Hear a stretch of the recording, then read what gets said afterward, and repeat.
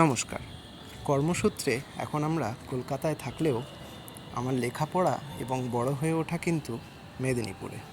তাই এখনও মেদিনীপুর গেলে আমরা এরকম বাইক নিয়ে বেরিয়ে পড়ি আশেপাশে ঘুরে বেড়াতে।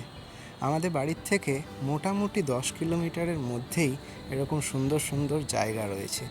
এখন আমরা যে জায়গাটায় রয়েছি এই জায়গাটায় এরকম ভর্তি কাজুর বাগান রয়েছে। এই যে গাছগুলো দেখতে পাচ্ছেন এগুলো সবই কাজু গাছ। এপ্রিল মে মাস নাগাদ এখানে এলে গাছে ভর্তি কাজু দেখতে পাওয়া যেত, কিন্তু এখন আর একটিও নেই। আর এই যে রাস্তাটা দেখতে পাচ্ছেন এই রাস্তাটা ধরে একটু এগোলেই জঙ্গল শুরু হচ্ছে, শালের জঙ্গল। আমরা আস্তে আস্তে ওই দিকেই যাব। জঙ্গল হলেও এই জায়গাগুলোতে সেরকম ভয়ের কিছু নেই। আমরা এই জায়গায় বহুবার এসেছি, আর যারা আশেপাশের গ্রামের লোক আছেন তারা এই রাস্তা দিয়েই জঙ্গলের দিকে যান কাঠ পাতা সংগ্রহ করতে। মাঝে মাঝে হাতির উপদ্রব ছাড়া সেরকম ভয়ের কিছু নেই। আর এই বর্ষাকালে জঙ্গলে আসলে উপরি পাওনা হচ্ছে নানান রকমের ফুল দেখতে পাওয়া যায়, জংলি ফুল।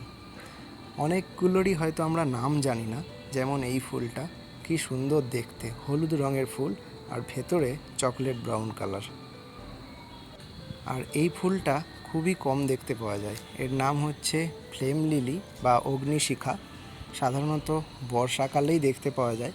আগে প্রচুর দেখতে পাওয়া যেত, কিন্তু ইদানিং খুবই কম দেখতে পাওয়া যায়।